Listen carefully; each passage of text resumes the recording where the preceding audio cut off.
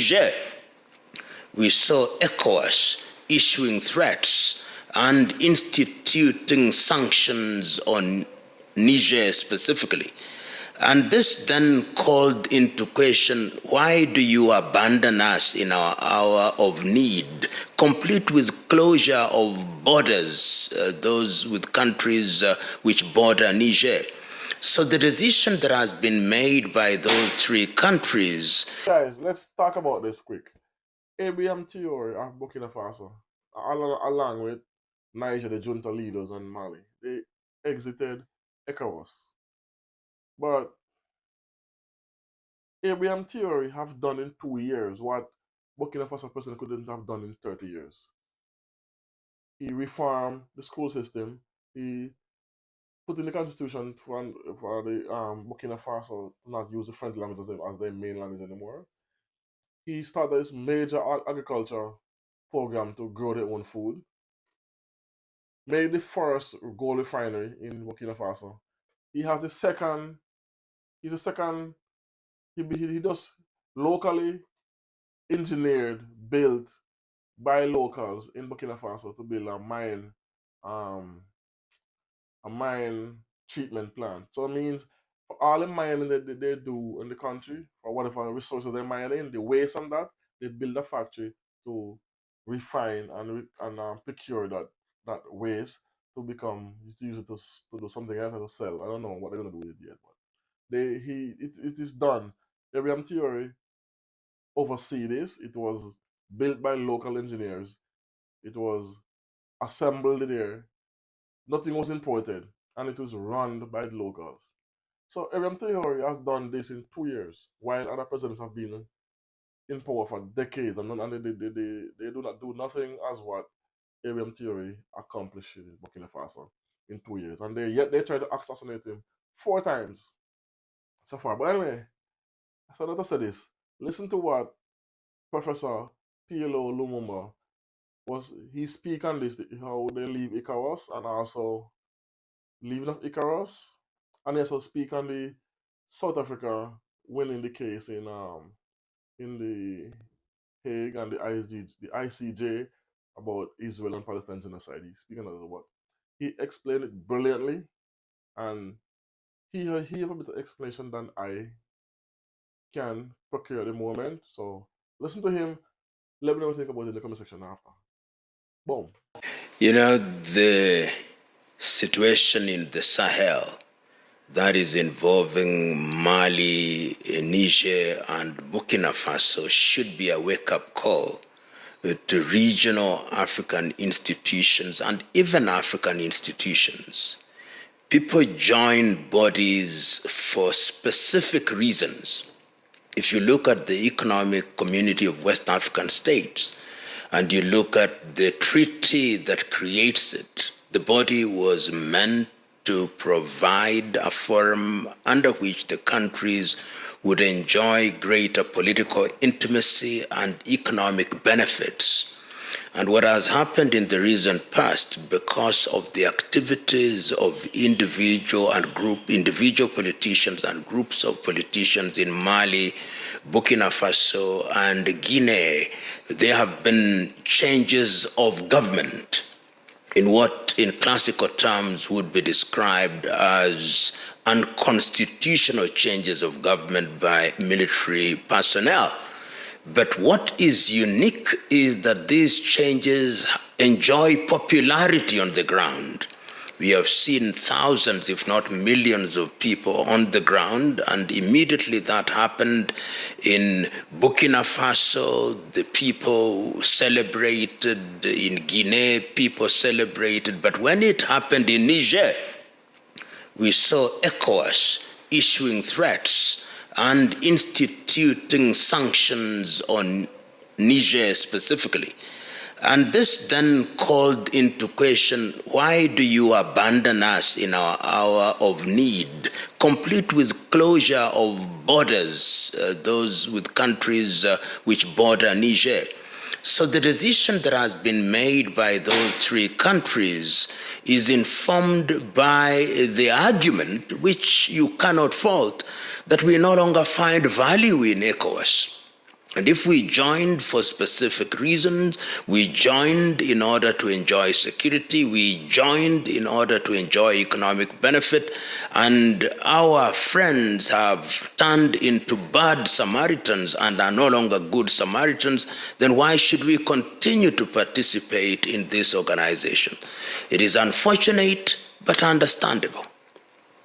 In fact, I've had some individuals who understand Pan-Africanism, in my view, in a totally different sense than I do, saying that this move is not in keeping with Pan-Africanism. Pan-Africanism does not mean that you swallow poison. Pan-Africanism means that you engage in activities that enhance the spirit of Ubuntu and Pan-Africanism in a sustainable manner. So it is true that this is a bold move. These countries are telling Africa and telling their colleagues in West Africa, we cannot continue to pretend we are leaving, and we are sending a clear statement, and that statement they have already sent by saying that we are moving towards a confederation. Sometimes you need a break in order to have genuine unity. And that is what I understand the leadership in Niger, in Burkina Faso, and in Mali, and by extension even Guinea-Bissau, to be making. Brave move indeed. You know, it is very easy from a sentimental perspective to say, oh, Kenya came, and Kenya became a brother or a sister in need. But we've got to understand the circumstances and the facts. Haiti or Haitians are of African descent. That cannot be denied. The Haitians have suffered since they regained their independence from France. Haitians have suffered since they were effectively occupied by the United States of America. Haitians have continued to suffer under many gangs. Haitians had a dalliance with some kind of democracy during the governorship or the governorship of Jean-Baptiste Aristide. Haiti is suffering. But the question is it not proper that a major power such as the United States in the neighborhood should be the one that is present in Haiti? Is it not proper that those in the neighborhood such as Brazil and other countries are the ones that should be responding to this need? Is it not proper that African Union, as African Union, should be responding rather than Kenya, which has our own security problems internally? These are the questions that we must respond. You cannot let your house burning and you run after rats. And we are saying that the decision by the Kenyan government, however well-intentioned, is one that must be subjected to scrutiny. I refuse to believe that we are the only country that has the capacity, the training, the wherewithal, or even the finances to undertake this very expensive enterprise. The truth is that we are simply the handmaidens of the United States of America, which does not want to have men and women in boots in Port-au-Prince. Individuals will earn allowances, so for their families it will be a good thing. I do not know, but I suspect that the Kenyan government would also derive some pittance of economic benefit, and diplomatically will be deemed and be considered to be the good boys by the United States of America. That is the extent to which I think we'll benefit. But let us be warned, and the Haitians have said so, that they'll ensure that there are body bags returning to Kenya. Haiti is not a walk in the park. This is a country that has been overrun by gangs. Our police officers are not trained to confront that particular environment. They do not understand the environment. Many of them do not understand the language of transaction, which is French. I fear that our young men and women are like lambs being taken to the slaughter. And we as some would say, had better smell the coffee. Unfortunately, we are bent on going to Haiti. Our government is bent on ensuring that our troops are taken to Haiti, and I hope that we'll not regret. It may be said that there are thousands have gone there possibly to ensure that they are only confined to the area in the capital of Haiti, in Port-au-Prince, and that there will be other support forces. But what we have not done, in my view, I'm quite certain that the Americans may have done it, they will say, and that they have shared this particular intelligence with the Kenyans. But the truth be told, are we going there to police? Do you police an environment where there is violence and chaos, where there are drug barons, where there are gangs that are not restrained in any manner, in a terrain that you do not understand? My fear is that we are sending our young men and women into what could turn out to be a hellish environment. It is sad. It sounds good when we say that they will be sending money to their kith and kin in Kenya. It is sad when we are arguing that it's good for Kenya's image. It is sad when we are claiming that it is good because this is African brotherhood or sisterhood. But brotherhood and sisterhood must be informed and must be undergirded by a proper analysis of the true value that you are going to bring in the environment in which you find yourself. I've of course seen the Haitians coming to Kenya, particularly the political class, but the political class in Haiti have lost touch with the population. They are no longer in touch with the population. And if I was asked to say in a single sentence whether the decision to take our police officers to Haiti is a good decision, I would say bad decision, bad judgment call. If there is a country that has the knowledge, the training, the financial wherewithal to get into Haiti, that country is the United States of America, which is in the neighborhood, which knows the terrain. It is the country that should be sending men and women in boots, not Kenya, which is far removed geographically from Haiti. You know, we are pawns in a political chessboard which we do not understand.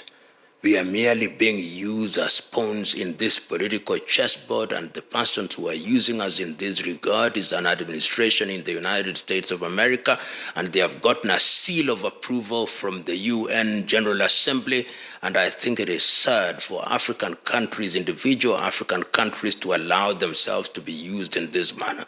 The wise thing, as I've said, would have been to say, if we want to go there in terms of showing solidarity with Haiti as Africans, we would have contributed troops or police officers drawn from different countries in the continent of Africa and supported by other countries in that hemisphere led by the United States of America. Then I would say, this is a multinational police force, and we are contributing, Kenya contributing 50, Uganda 50, Tanzania 50, Nigeria 100, South Africa 50. Then we speak with the single voice of the African Union.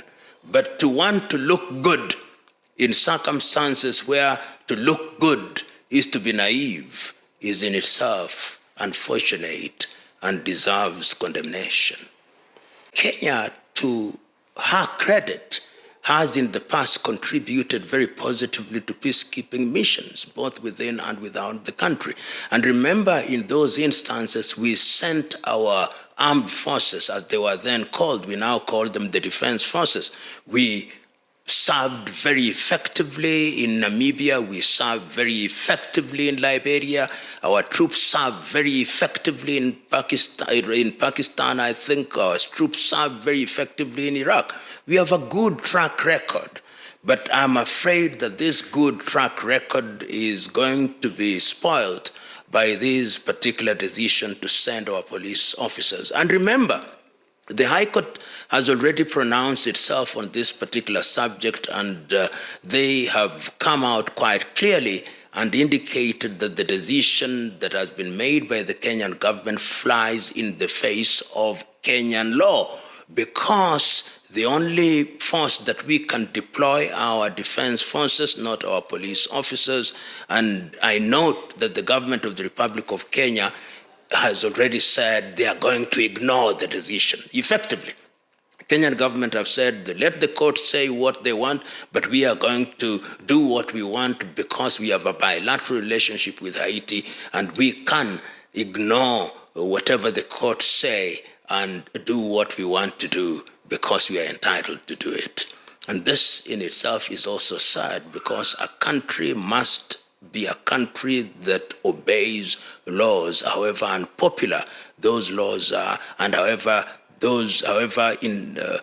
unfortunate in their view the decisions of the courts are, as founded on interpretation of the laws that govern the country. Because if you begin to disobey laws as a country, then you are sending only one message: that the laws don't matter, that we can cherry pick as a country what to obey and what not to obey, and that is how you welcome anarchy in your country. And when you remove the genie out of the box or out of the bottle, you can never quite return the genie into the bottle.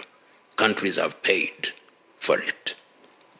The present day Haiti must be understood in the context of the political style of Jean-Claude Duvalier, Papa Doc, who was himself a medical doctor, but in order to remain in power, used several methods, including voodoo and violence.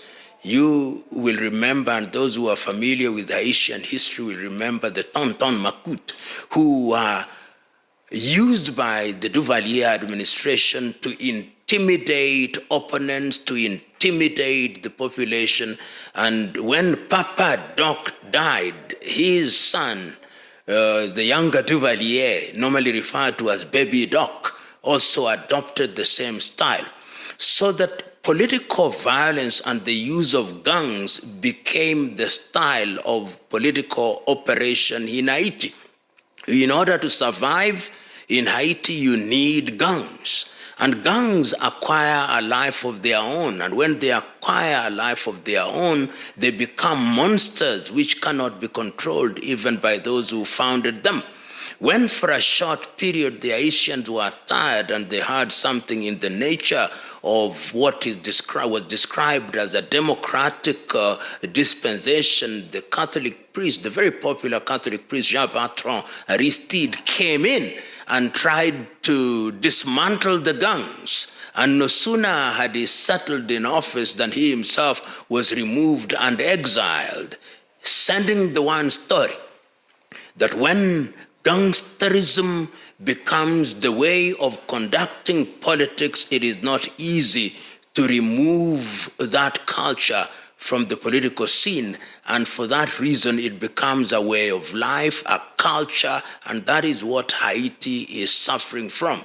If I was asked, Haiti is a country that is ripe for being made a mandated territory of the United Nations to be governed by an administration appointed by the United Nations for initially a period of 10 years, subject to renewal, so that you destabilize and dismantle the crop of politicians whose mode of operation is violence, and then you can introduce a new political culture which will be responsive to the dictates of good governance and rule of law. Not in the present circumstances. The world is too busy with many things, so that Haiti is not something that is in the focus of the major players in the political arena. So it is not going to happen soon. What is going to happen is that the United Nations and other interested countries periodically are going to enter into these band-aid solutions, such as taking the Kenyan police or some other police to appear to be doing something without addressing the problem. So effectively what we are doing and what the international community is doing to Haiti is to apply what I call band-aid solution to a cancerous problem, dealing with the symptoms rather than the fundamental problem. And as long as you deal with the symptoms without addressing the real problem, then of course the wound continues to fester and people continue to suffer, and the international community continues to pay lip service and to continues to do that which does not solve what needs to be solved. That is the unfortunate situation in Haiti. For Kenya not to have puppeteers, Kenya is a puppet. The puppeteers are the major powers. As regards Haiti, it is the United States of America and the dominant Western nations. Remember that the colonial project, now neo-colonial project, and given the architecture of international politics and military and economics, countries such as Kenya acting alone are very weak, vulnerable, and susceptible to manipulation.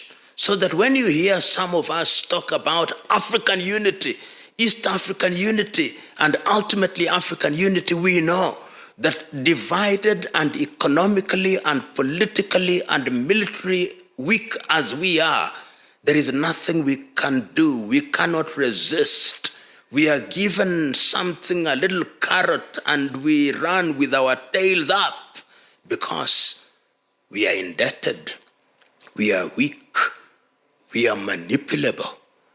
And unless we learn that unity is our salvation and unity of purpose, then we will continue to be puppets. We will continue to be pawns in the political chessboard.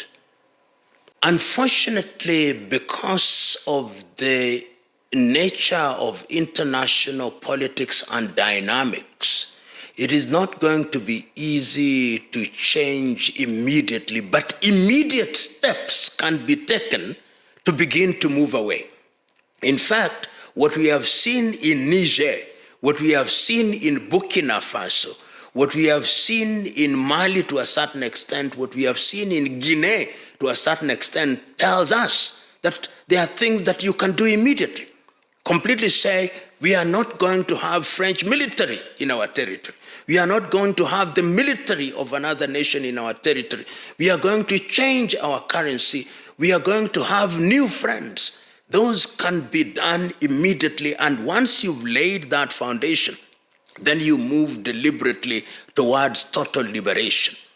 But the most important thing is that the decisions made for immediate action must be decisions that are informed by the reality and informed by patriotism, and knowing that those whom you are fighting against will also resist.